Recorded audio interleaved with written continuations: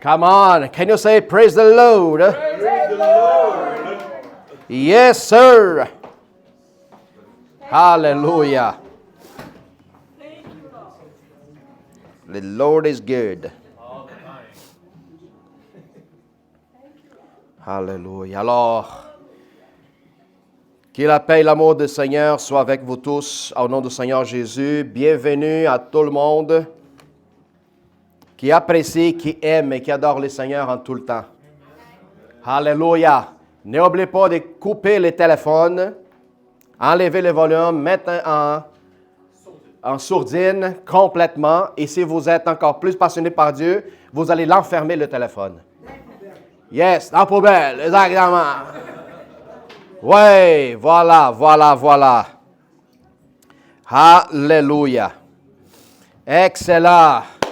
Alors, ce vendredi, on a eu un formidable moment ensemble. Il n'y avait pas beaucoup de monde, mais je vous dis, c'était libérateur. Surtout pour la personne qui est venue le vendredi complètement brisée, complètement détruire.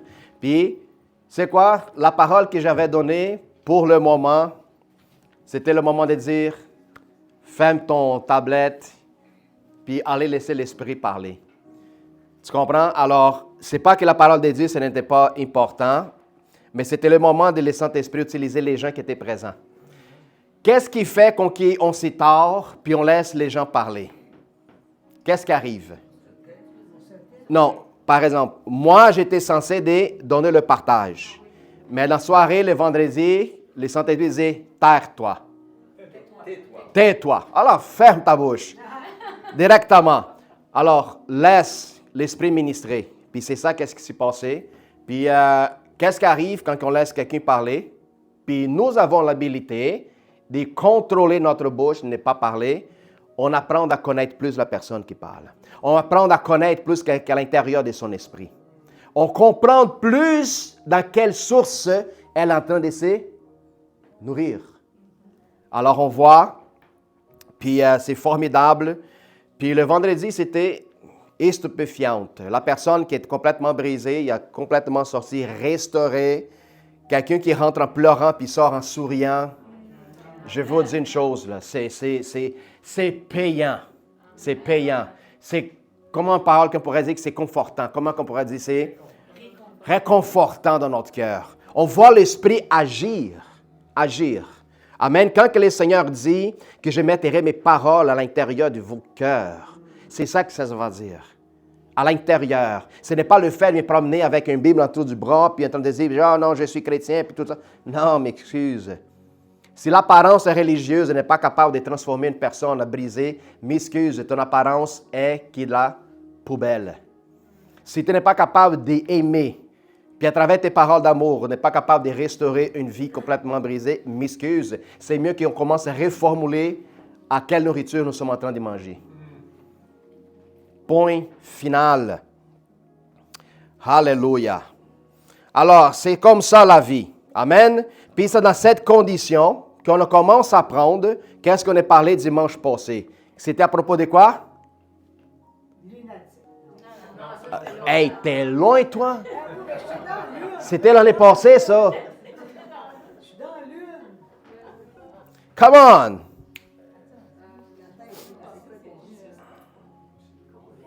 Incroyable, hein?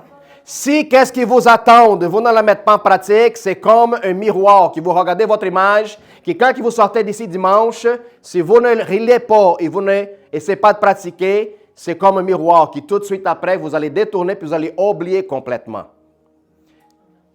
C'est important là. De qu'est-ce qu'on a parlé dimanche passé? Ça, il faut que tu coupes dans Internet parce que, m'excuse, hein? Parce qu'on est extraordinaire. Ah, finalement. Hey, t'es téléchargé dans la boîte en arrière de ton sous-conscient, c'est ça? Hein? On est sauvé. En moyenne. En moyenne. Alors, on voit que nous sommes des êtres exceptionnels, des êtres extraordinaires pour faire grandes choses. Parce que tel que chrétien, si je ne suis pas extraordinaire, il faut que je me pose la question à qui je suis en train de servir. C'est impossible de travailler pour un Dieu où ce qui toute chose est possible d'accomplir en lui et moi faire rien du tout. C'est impossible. Amen. C'est pour ça que Jésus était aussi sévère avec les pharisiens de l'époque. Parce qu'il aimait enseigner la parole, mais par contre, n'était même pas capable de pousser avec son petit doigt. Ça veut dire faire les œuvres. Amen. Si je dis que je crois, par contre, je ne le fais pas, ma foi, elle est fausse. OK? C'est très important. Alors, believe, croire, sans la pratiquer puis la mettre en fonction, c'est une foi inefficace. Hallelujah. Thank you, Lord Jesus. Hallelujah. Alors, aujourd'hui, on va parler à propos de quelque chose de très intéressant. Dimanche passé, j'espère en booster votre joie en savoir qui vous êtes, des êtres extraordinaires choisis pour Dieu pour un temps. Puis en espérant que c'est le temps de la fin, vous êtes sélectionnés de manière extraordinaire pour Dieu pour faire des grandes choses.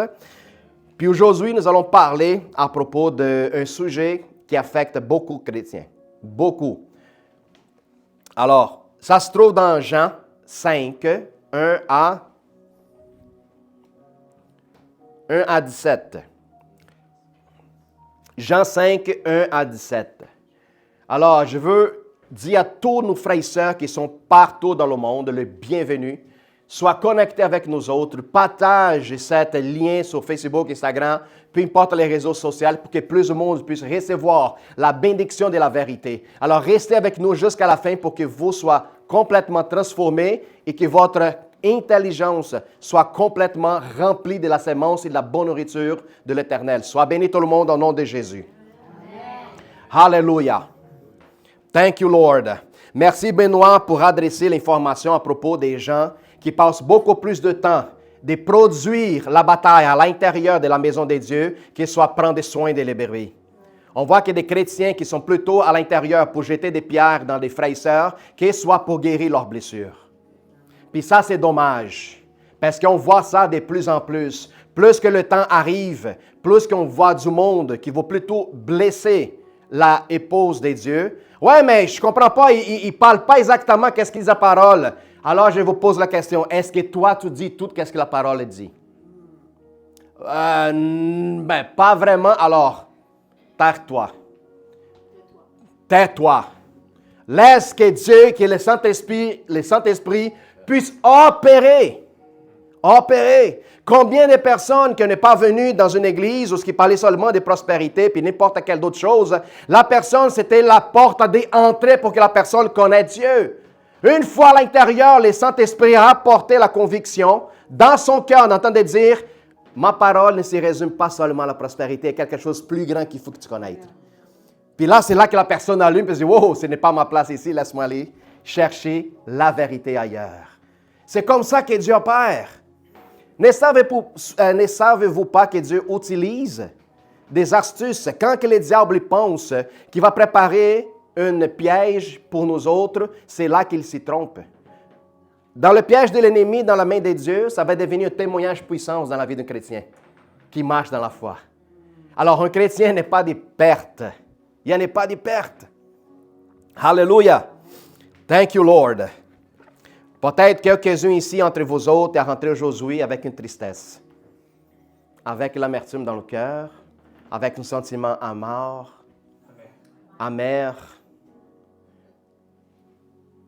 Puis là, on se pose la question, qu'est-ce que Dieu a préparé pour moi? Allons-y voir apprendre avec les exemples du passé pour pas qu'on commette les mêmes erreurs aujourd'hui. C'est pour ça que la parole de Dieu, elle est efficace dans notre temps actuel. Que ne fasse pas les mêmes erreurs que nos frères dans le passé y ont commis. Amen. Allons-y voir Jean 5, 1 à 17. Après cela, il y a eu une fête des Juifs et Jésus est monté à Jérusalem. Or, à Jérusalem, près de la porte des brebis, il y a une piscine qui s'appelle en hébreu Bethesda et qui a 5 portiques.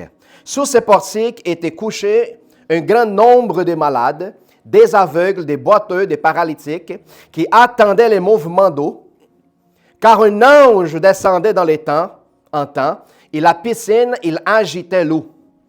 Et celui qui descendait les premières après l'eau avait été agité, était guéri, quelle que fût la maladie. Là s'est trouvé un homme malade depuis 38 ans. Jésus, en l'ayant vu coucher, et sachant qu'il était malade depuis longtemps, lui dit, « Veux-tu être guéri? » C'est-tu difficile la question? C'est-tu difficile? Une simple question demande une réponse aussi simple. Veux-tu être guéri? Les malades lui répondirent. Il sort sa liste. Seigneur, je n'ai personne pour m'y jeter dans la piscine quand lui est agité. Cependant, il y a un autre qui descend avant moi. Lève-toi, lui dit Jésus, prends ton lit et marche. Aussitôt cet homme fut guéri. Il prit son lit et marchait. C'était le jour de sabbat. Les Juifs dirent donc à celui qui l'avait guéri, « C'est le sabbat, te n'est pas permis de remporter ton lit. » Il leur répondit, « C'est lui qui m'a guéri, m'a dit, prends ton lit et marche. » Il lui demandait, « Qui est l'homme qui t'a dit, prends ton lit et marche? » Mais celui qui avait été guéri ne savait pas qui était, car Jésus l'avait disparu de la foule qui était en cet lieu. Depuis, Jésus l'a trouvé dans le temple et lui dit, « Voici, tu as été guéri. Ne pêche plus, de peur qu'il ne t'arrive quelque chose encore pire. » Cet homme s'en allait et annonçait aux Juifs qui était Jésus, qui l'avait guéri. C'est pourquoi les Juifs poursuivaient Jésus, parce qu'il faisait des choses les jours du sabbat. Mais Jésus leur répondit, « Mon Père agit jusqu'à présent, et moi, j'ai agi. » Amen. Alléluia. Réveille-vous, regarde ton frère à côté, puis fais comme ça. C'est pas l'heure de dormir. Wake up. Wake up. Réveille-toi. Réveille-toi. Je vous dis une chose, le fait de vouloir dormir quand la parole est laissée, au soit le pasteur il prêche tellement mal, au soit l'ennemi est en train de vous faire du sommeil. Il y a deux choses. Hein? Qui pensait que les pasteurs prêchent mal ici, lève la main. Mario, make sure, ouvre la porte.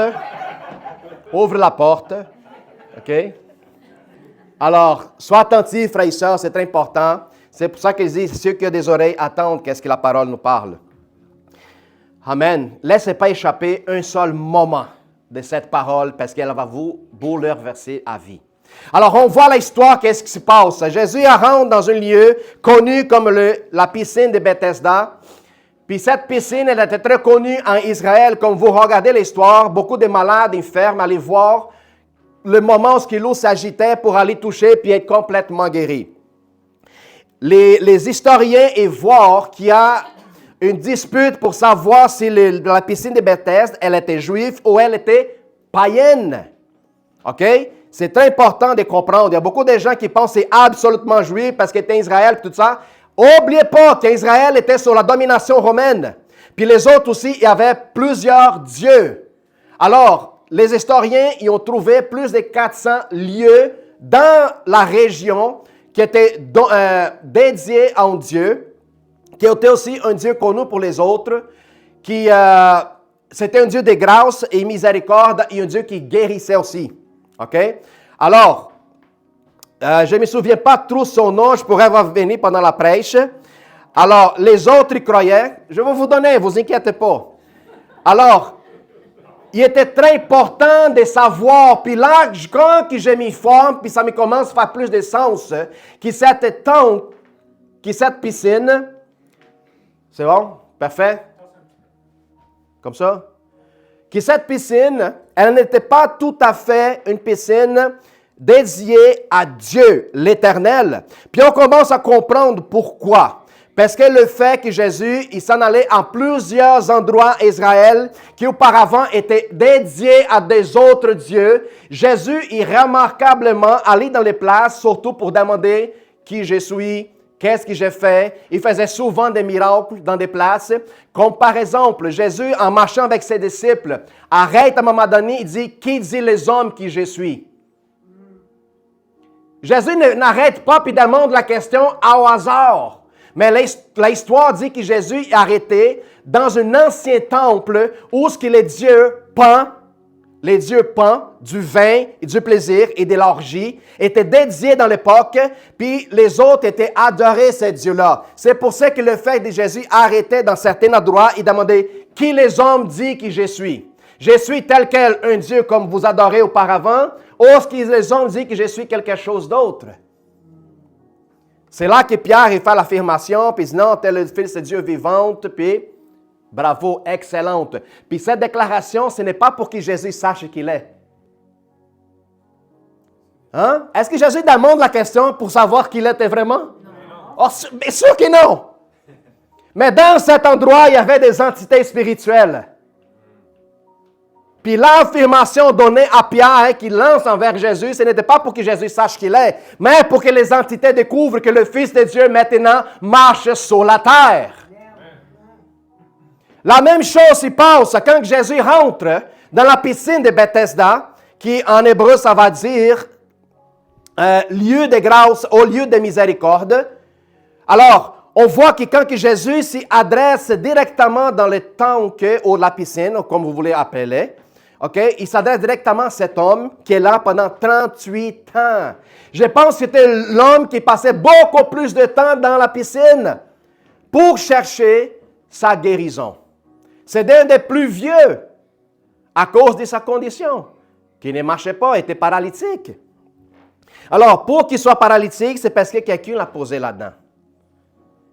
Puis il n'est pas arrivé à l'âge de 25-30 ans, peut-être arrivé là encore jeune, dans son adolescence.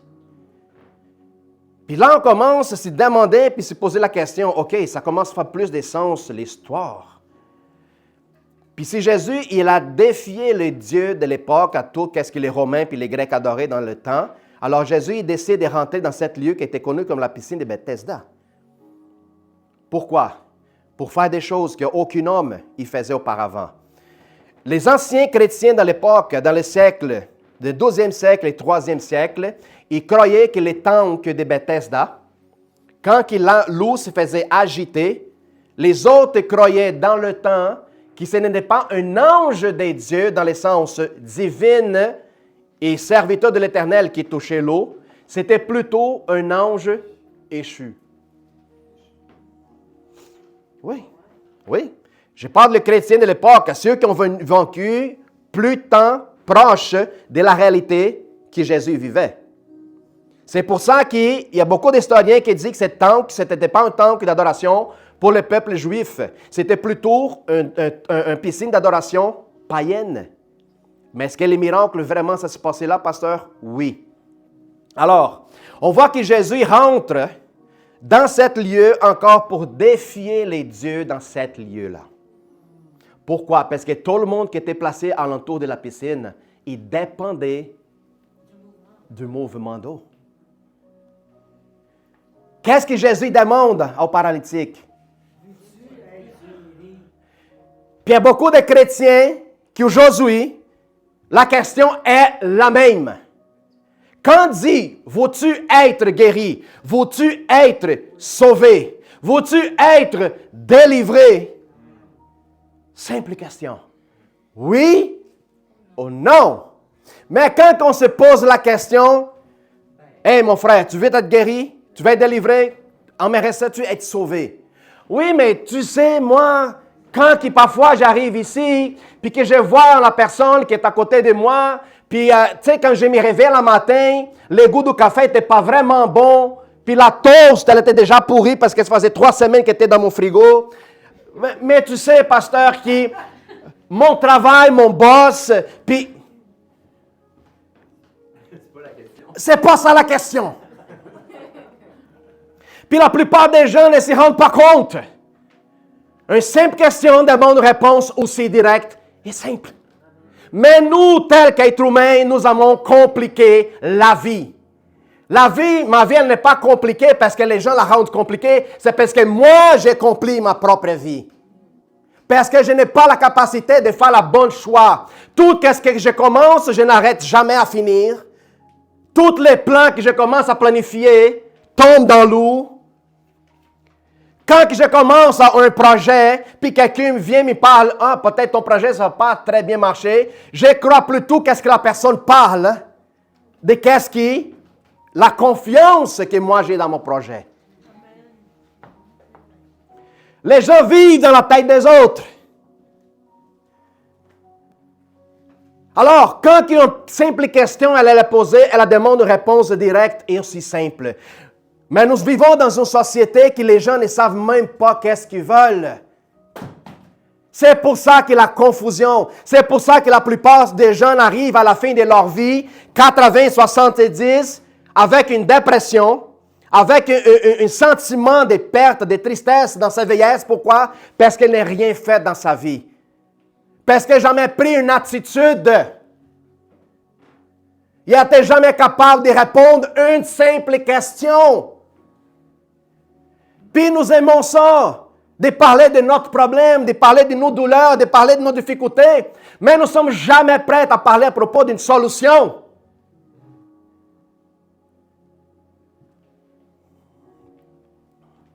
Jésus vient poser la question à cet homme.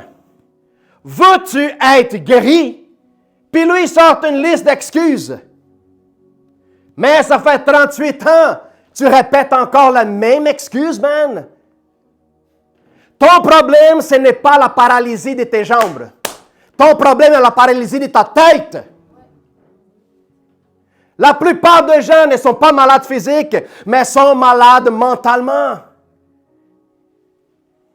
C'est pour ça que ça fait 25 ans que je suis chrétien et ma vie ne change pas. Pourquoi? Parce que la maladie n'est pas physique, la maladie n'est pas extérieure, elle est plutôt à l'intérieur de ta tête. Et si tu n'es pas capable de la renouveler et pouvoir la gérer, tu vas continuer encore 25 ans malade. Parce que tu n'as pas eu la possibilité de répondre à une simple question. Veux-tu être guéri? Veux-tu être libéré, sauvé? Délivré. Veux-tu vraiment sortir de ta zone de confort? Le monsieur qui était paralytique, qui voulait et toujours dit, « Ah non, mais si personne passe à travers, lui il a rendu dans une zone de confort énorme. » Mais pasteur, il ne pouvait pas. Ben, m'excuse, come on. Dites-moi pas qu'après 38 ans, le gars, il a toujours la misère à ne pas s'y rendre dans l'eau. Même qu'il était loin, il pouvait glisser avec son corps, puis rester toute la journée à côté de l'eau. Hein? Parce qu'il avait une maladie mentale, pas physique. C'est ça la question, Nadia. Pasteur, je suis malade, je suis malade quelque part. Really? Let me ask you something first. Laisse-moi te demander quelque chose d'avant. Parle-moi à propos de ton enfance. Parle à propos de tes parents. Parle-moi à propos de tes frères et sœurs. Parle-moi à propos de tes échecs dans ton adolescence. Je vais te dire pourquoi tu es malade. Ah. La maladie, ce n'est pas celle-là qui apparentement est l'externe, mais la maladie, c'est là qui est cachée à l'intérieur, qui parfois tu as peur de la dévoiler parce que tu es gêné de la parler. C'est ça le problème. Cet homme, il n'avait pas un problème physique. Cet homme, il avait un problème psychologique et mental. Qui aussitôt, que Jésus les rapprochait, en train de défier, n'est pas seulement la tradition de l'homme, parce qu'il arrivait à cet homme dans un samedi, les jours du sabbat. Jésus n'est pas seulement défier les dieux de la piscine de Bethesda. Jésus aussi, il a défié les scribes et les pharisiens qui étaient sur les lieux, qui étaient les jours de sabbat. Puis vous allez comprendre pourquoi. Alors l'homme, il sort une liste. Regarde ton frère à côté, ta sœur, puis dis, « Hey, t'en as-tu une liste d'excuses? »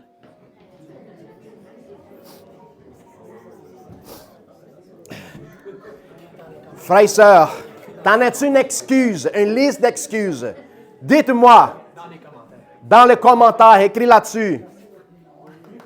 Savez-vous qu'est-ce que ça veut? Qu'est-ce qui ça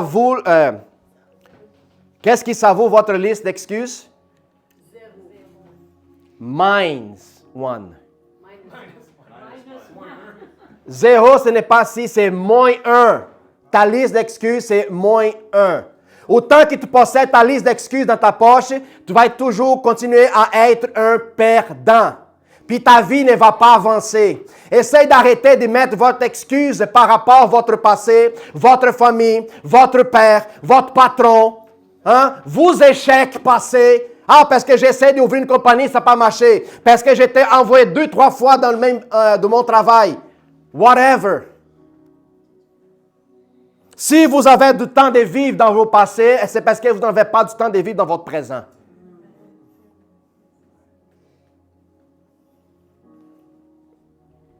Il faut qu'on prenne ça pour sortir dans cette zone d'excuses. La même chose qui se passait avec l'homme. Jésus est en train de le dire. Look at me. Regarde-moi. Vous avez déjà remarqué qu'une personne qui, quand il vous parle, puis vous posez une question simple et directe. Hey, tu veux être guéri? La personne, qu'est-ce qu'elle fait? Non, mais écoute, elle n'est pas capable de te regarder dans les yeux. Non. Une personne qui a quelque chose à cacher, elle ne te regarde pas dans les yeux. Non, mais tu sais, écoute, mais tu comprends pas, non, mais ma vie, c'est pas comme la tienne, puis tout ça. Mais, hey, look at me. Regarde la vérité. La plupart des gens essaient de s'échapper de la vérité, parce que la vérité fait mal.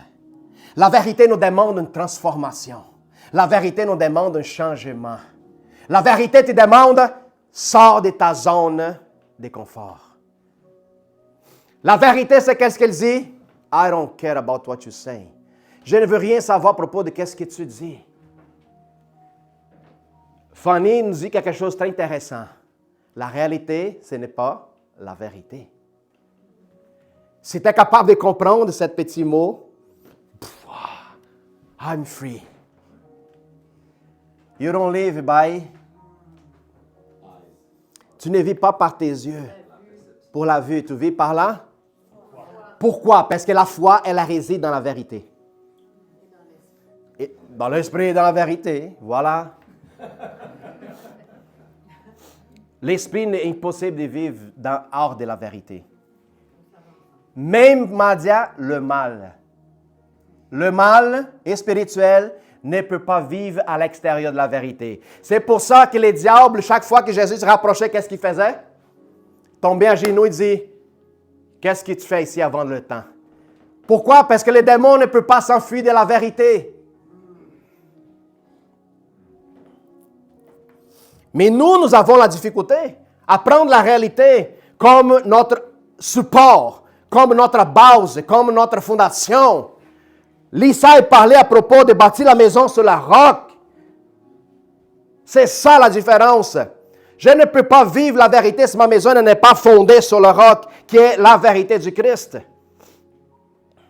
Alors Jésus pose la question au gars, veux-tu être guéri?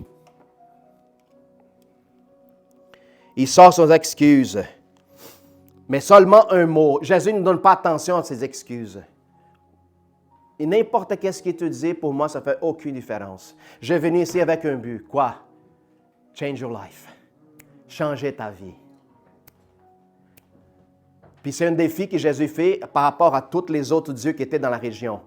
Les autres, c'est, quand un ange vient descendre, agite l'eau, c'est là qu'on court tous, puis nous sommes guéris. Oui, il dépendait de l'eau. Puis quand Jésus est venu parler avec l'homme, il dit, je ne veux pas que tu dépendes que l'eau soit agitée. Je veux que tu mettes la foi en moi. Parce que si tu dépends seulement quand l'eau est agitée, tu vas être limité par rapport à tes conditions. Regarde qu'est-ce que Jésus dit. Les gens attendaient que l'eau soit agitée pour que le miracle s'y passe. Mais dans le verset 17, Jésus lui a répondu, « Mon Père agit jusqu'au présent. Et moi aussi, j'ai agi. J'ai agi pas de temps en temps. J'ai agi en tout le temps. Qui veut venir envers moi, je le donnerai de l'eau vivante.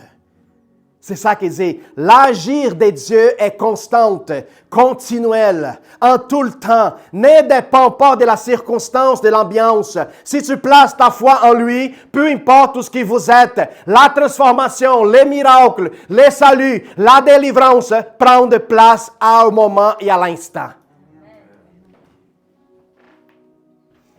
Alors que l'histoire, laquelle nous sommes en train de voir présente nous autres, il faut que je me pose la question, combien de fois j'ai déjà donné d'excuses pour ne pas faire face à la vérité? Combien de fois? Moi, j'ai déjà fait plusieurs. Puis chaque fois que j'essaie de donner l'excuse, pouf, un claque d'un côté, un claque dans l'autre. What happened? Stop. C'est le moment d'échanger. Combien de chrétiens qui m'ont dit leur propre vie sans même pas savoir comment? En t'en donnant des excuses. Ah, je ne comprends pas. Il y a des certains qui disent, j'ai oublié des choses, j'ai perdu la vue, je ne me sens pas bien, je me sens ci, je me sens ça. Savais-tu que plus que tu n'en parles à propos de façon négative à propos de ton corps, plus que c'était la réalité, elle va devenir réelle? J'ai oublié tout le temps. Plus que tu l'as dit, plus que tu vas oublier. Mes jambes, il fait mal. Mais plus que tu n'en parles, le mal que ta jambe produit, plus qu'elle va devenir faible. Mais les gens ont de la difficulté à comprendre tout ce que l'homme pense au niveau de son âme, proverbe, il est. Tout ce que tu parles à propos de ton existence, tu vas devenir. Il n'y a pas comment ça sortir de ce cycle qui était établi depuis la fondation du monde. Tout ce que tu sèmes, tu vas récolter. C'est la même chose. Tu racontes des paroles négatives à propos de ta santé, tu vas la récolter les mauvaises récoltes dans ta vie. Quand je vois que mon bras fait mal, Seigneur, je te remercie parce que tu as créé toutes choses parfaites et excellentes. Seigneur, merci. Parce que même si je sens mal maintenant, je sais que je vais passer la guérison par tes motricieux, je suis guéri. Je n'accepte pas le mal, je n'accepte pas l'infirmité dans ma vie. Tu m'avais faite parfaite, excellente, exceptionnelle et extraordinaire. Amen. Alors ça, c'est une parole vivante. Ou soit je sors d'ici avec la même mentalité, ou je sors d'ici avec une mentalité renouvelée. Ça dépend de qui? D'un pasteur? Non, ça dépend de moi. Prendre la nourriture et faire comme la vache. Ruminer. Quand je sors ici, je vais prendre le morceau de la viande que le pasteur a lancé, je m'en vais chez nous, lundi, mardi, mercredi, jeudi, vendredi, qu'est-ce que j'ai fait? Je mange, j'avale, puis je la régorge encore. Wow, attends une minute, laisse-moi voir, Jean 5. Le paralytique, il donnait toujours l'excuse. Je refuse quoi que ce soit l'excuse dans ma vie, maintenant, au nom de Jésus. Je ne me permettrai pas de donner d'excuses à n'importe quel sujet de ma vie. Je ne me plaindrai pas. Je ne me plaindrai pas du gouvernement. Je ne me plaindrai pas à propos des autres églises qui prêchent de n'importe quoi. Je ne me plaindrai pas de mon frère, de ma soeur, de la vie, de mon passé. Non! Si j'ai de temps de me plaindre à quoi que ce soit dans la vie, je n'ai pas de temps de rendre grâce à Dieu. Si je passe plus de temps à chialer à propos de ma vie que c'est la misère, alors je n'ai pas de temps de rendre grâce à Dieu de tout ce qu'il va faire dans l'avenir. Oh, je marche dans la lumière. Oh, je marche dans la ténèbre. Il n'y en a pas un milieu chemin, il n'y en a pas une zone grise en Dieu. Si je rends grâce, j'ai lu à Dieu, je marche dans la lumière et tout ce qu'en moi est lumière. Puis si je marche en chialer, à me plaindre, à faire toutes sortes de choses négatives, pour qui je travaille? Darkness, ténèbres. C'est aussi simple et plein. Il n'y en a pas de complications dans la parole de Dieu. La même façon que Jésus a posé une question simple au gars, tu veux être guéri? C'est la réponse que je devais faire aujourd'hui pour moi. Je refuse, à partir d'aujourd'hui, pasteur, que toutes les paroles qui sortaient dans ma bouche, c'est une parole de construction, c'est des paroles d'amour, de paix, de consolation, de restauration. C'est des paroles de confort, des paroles positives par rapport à la vie, l'existence et tout ce que Dieu a créé. Je refuse de marcher dans les camps de l'ennemi. Je refuse de marcher à la faveur de Satan. Je refuse. Point final. Commence à planter dans ton champ des semences de vie. Oui, mais je ne vois pas le résultat tout de suite. Mais c'est comme ça que ça fonctionne, une plantation. Tu sèmes avant, laisse Dieu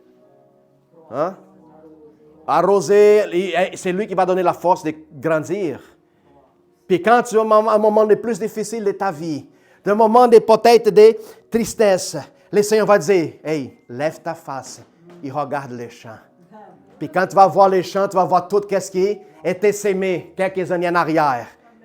Puis les moments de tristesse vont venir au moment de joie. Et tu vas dire, « Wow, c'est quoi ça, éternel?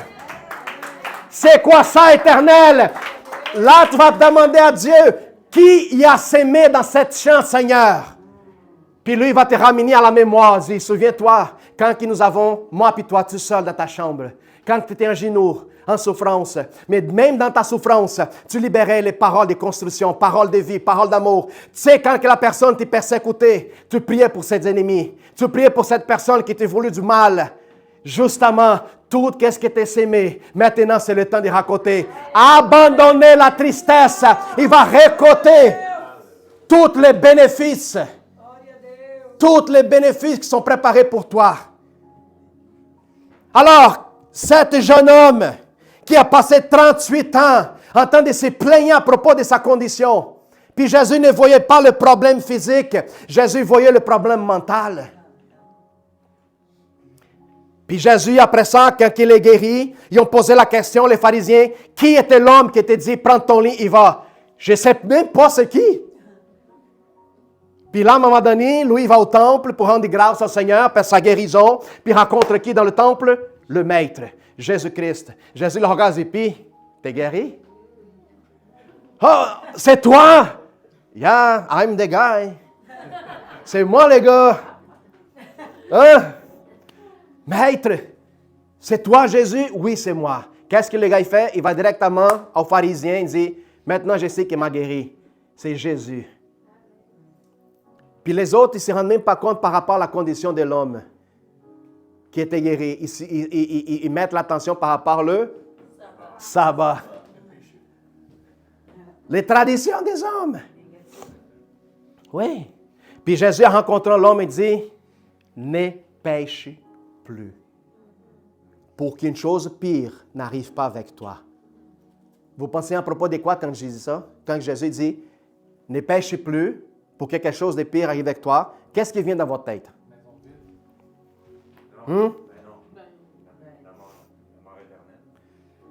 Non. Le présent. Ne pêche plus pour que quelque chose de pire arrive avec toi. Merci. Ne retourne pas te plaindre à propos de ton passé, de ta vie, de tout. C'est ça que Jésus dit. Ne pêche plus. Le péché de se plaindre, de charler dans la vie, c'est un péché contre l'existence de Dieu. Parce que quand tu regardes tous les points négatifs existentiels autour de toi, tu ne vois pas la bonté de son amour. Charlie, il se plaint. C'est en train de dire, Dieu, tu n'es pas suffisante. Mon problème est plus grand que toi. Alors, quand Jésus dit « ne pêche plus », ça va dire « zip ta boîte ». Zip ta boîte. Arrête de chialer et de se plaindre pour pas que tu retournes dans la piscine de Bethesda. Puis maintenant, fais qu'est-ce que tu fais dans les temples. C'est quoi? Lui était dans le temple pour rendre grâce à l'Éternel. Puis c'est qu'est-ce que la plupart des gens font de moins? Ils font de plus quoi? Sortez la liste des problèmes. Change your mind. Romains 12. Est nécessaire la transformation de notre intelligence. Pourquoi lis ça? Pour qu'on expérimente? La bonne, parfaite et agréable volonté de Dieu. Yes. Sans, il a dit à Nicodème, sans la transformation de ton intelligence, qui ça va dire ni de nouveau, est impossible. Quoi? Pas agréable. Ni de nouveau.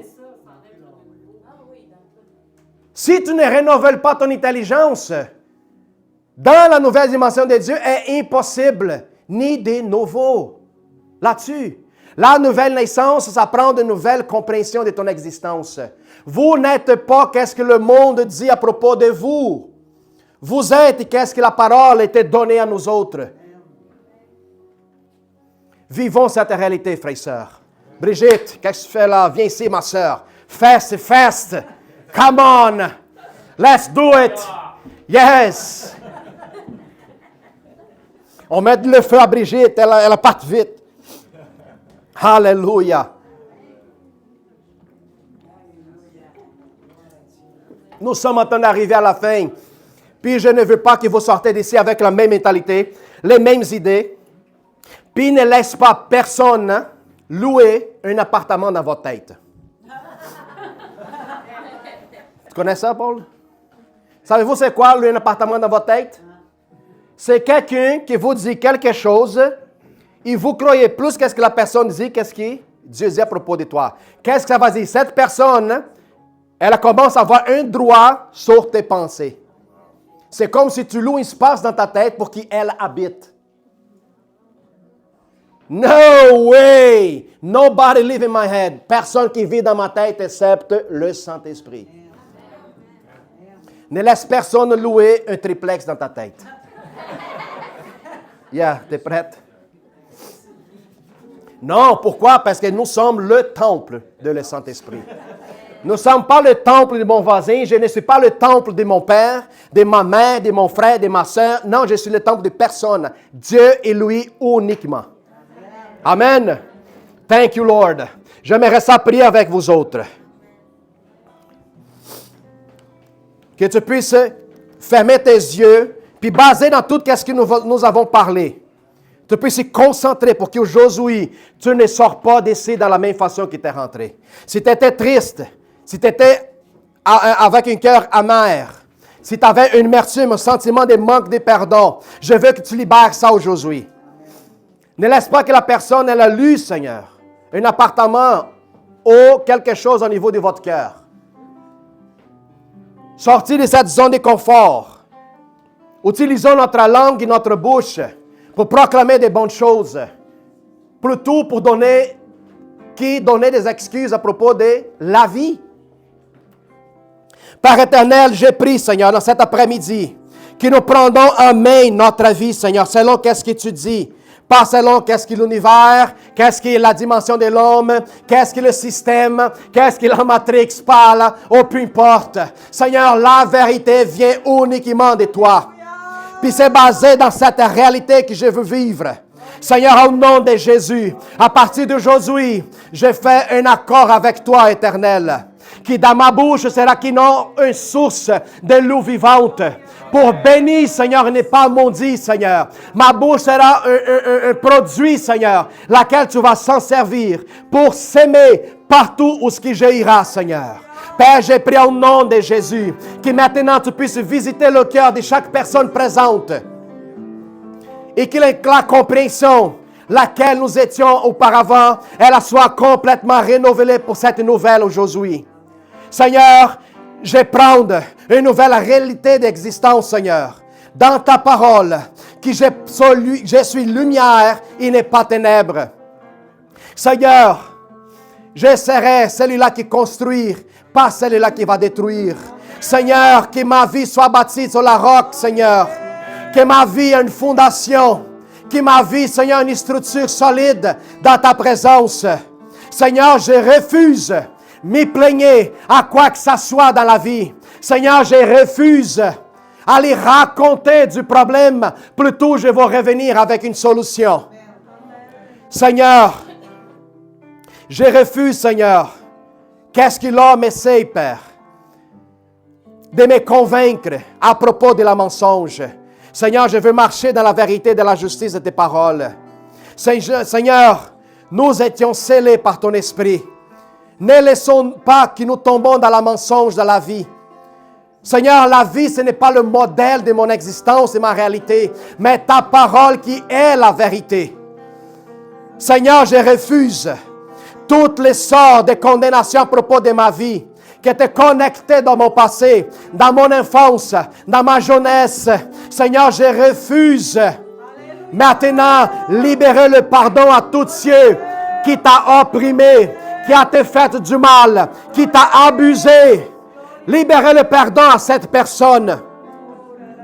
Tu n'as pas besoin d'être attaché avec elle.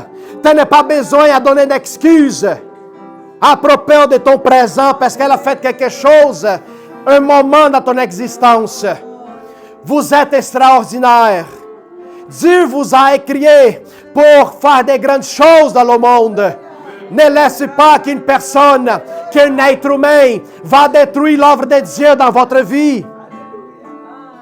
Seigneur, je veux déclarer maintenant une nouvelle conscience à transformer, un esprit renouvelé en toi, au nom de Jésus-Christ. Que toutes les pensées soient nobles dans ta vie, agréables à Dieu, des pensées de bien, des pensées d'amour, de paix, de joie. Alléluia. Ne laissez pas que la tristesse vienne gouverner votre existence. Soyons cette personne où quand les gens vont venir parler avec toi, c'est seulement des bonnes choses qui vont l'attendre. Alléluia. Ne prenez personne comme prisonnier dans votre vie. Plutôt libérez le pardon. Ne sois pas le bourreau de votre vie. Sois plutôt, donnez votre cœur à celui qui veut te le délivrer, Jésus-Christ. Frères et sœurs, s'aimer à volonté partout où ce qui vous ira, des semences de vie. Quand le moment de la sécheresse va venir, vous allez voir que la récolte sera dans le bon moment. Je déclare au nom de Jésus, le Seigneur ne vous abandonnera pas. Le Seigneur ne vous laissera pas dans la misère.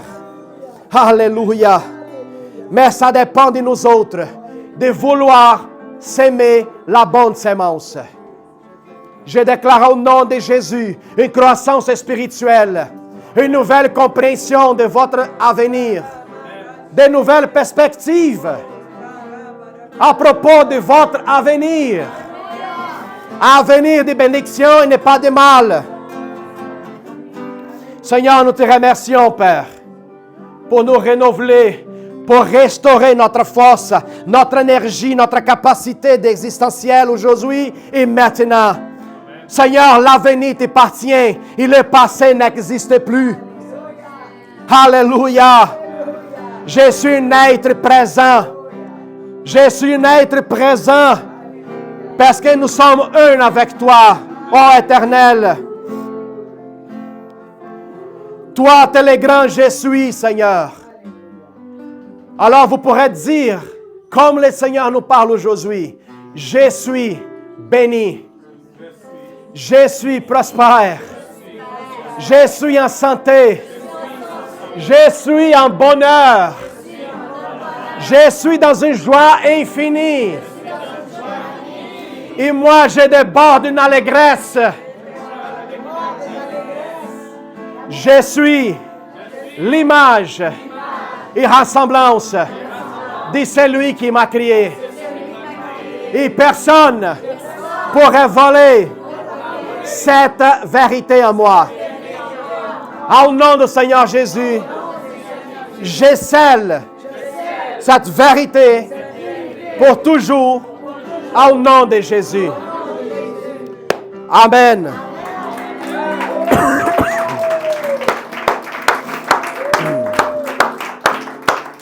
Gloire à Dieu. Amen. Alors, vous savez très bien, si vous voyez quelqu'un qui vient se plaindre avec vous autres, vous prenez par le cou, puis... What are you talking about, man?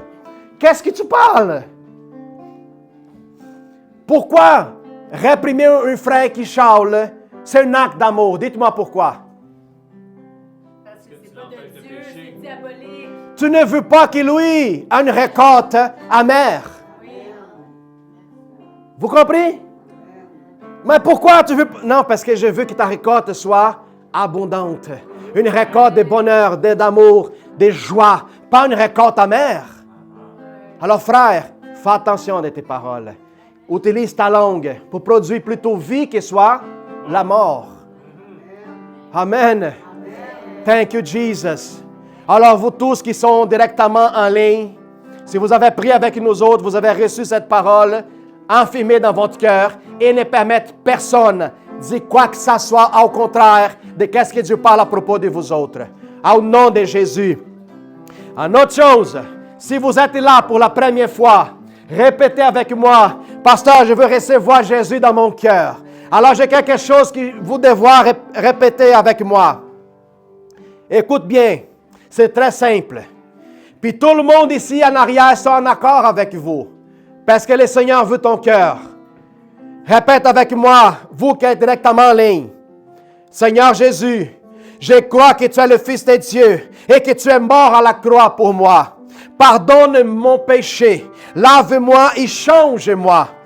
Délivre-moi, viens habiter dans mon cœur. Merci d'être mon sauveur personnel. Merci pour le cadeau de la vie éternelle. Que le Saint-Esprit m'aide à vivre pour toi seulement. Merci d'avoir placé sur le chemin qui m'amène au paradis au nom de Jésus. Alléluia. Si vous avez fait cette prière, bienvenue dans le royaume de Dieu. Puis maintenant, vous avez un chemin à faire. Puis écoute, c'est un chemin de pierre. C'est un chemin de trous. C'est un chemin un peu de faux cailloux. Parfois même des faux frères. Mais ce n'est pas grave. Pourquoi? Parce que la vie est une école. Amen. Il n'y en a pas de mauvais moments. Qu'est-ce qu'il y a? Un apprentissage nouvel. Amen. Thank you, Jesus. Hallelujah. Amen.